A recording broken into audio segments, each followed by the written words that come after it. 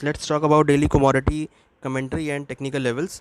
Yesterday we have noticed that gold prices were closed on a positive note, and today also traded on a positive side, increased by 1.24%, and silver also increased by 1.96% and trading around 49,000. This was due to as Federal Bank given a gloomy projection for US economy. This will increase the safe haven demand for gold and silver, and we have noticed that dollar index is trading around 96 with a weaker note. So this will impact on positively on bullion segment. So for intraday, gold has a strong support at 46,450, resistance at 47,100. Silver has a strong support at 47,700, resistance at 49,300.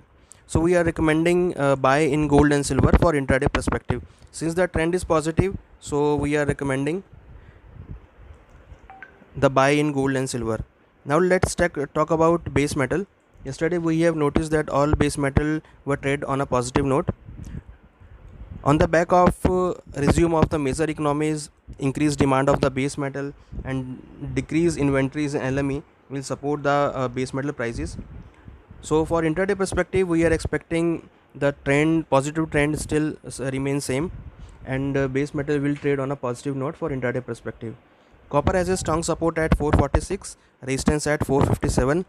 Zinc has a strong support at 162, resistance at 170. So we are recommending buy in base metal on a dip. Now let's talk about the crude oil prices.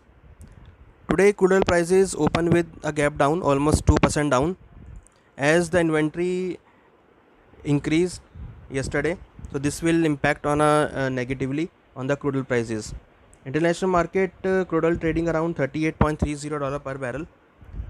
We are expecting some profit booking, some negative trend may seen in crude oil prices. So for intraday perspective, crude oil has a strong support at 2810, resistance at 3070. So we are recommending some selling activity may be seen in crude oil prices. So we are recommending sell in crude oil prices.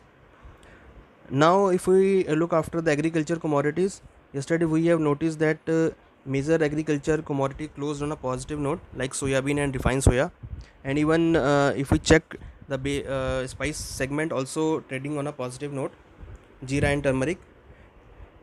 Export demand expected to increase and domestic demand also expected to increase. This will provide support to all agriculture commodities. So for intraday perspective, we are recommending still buy in edible oils and also in spice segment. Thank you.